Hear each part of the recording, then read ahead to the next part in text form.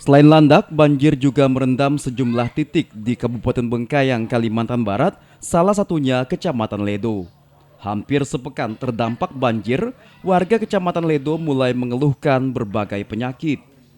Koordinator Tim Medis Bencana Ledo Sila Anggraini bilang, saat ini ada sejumlah masyarakat yang memeriksakan kesehatan dengan keluhan mulai dari gatal-gatal, diare, hingga batuk pilek. Petugas puskesmas memberikan penanganan medis dengan sistem jemput bola. Sementara untuk kebutuhan obat-obatan bagi korban banjir, menurut Sila masih mencukupi. Kesehatan ya dari farmasi juga ada. Kalau kita kurang pun tetap di drop ke sini. Jadi kalau untuk yang terdampak banjir, yang penyakit paling banyak tuh gatal-gatal, ada juga diare, ada juga batuk pilek dan demam. Itu ya sih.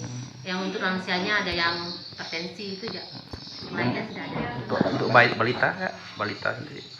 Balita banyaknya ada juga yang batuk pilek, demam ada juga. Tapi udah tertangani semua sih. Mereka yang terdampak banjir diungsikan nggak?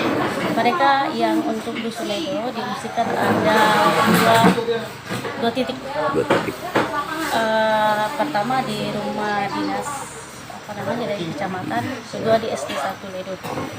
Dan untuk di Dusun Tanjung dia ada dua titik, yaitu di di masjid dan di di SMP 1 Ledo. Sebagai langkah cepat dalam memberikan pelayanan kesehatan, saat ini posko kesehatan bencana banjir Ledo ditambah tersebar di 4 titik dan dilayani belasan tim medis termasuk dokter.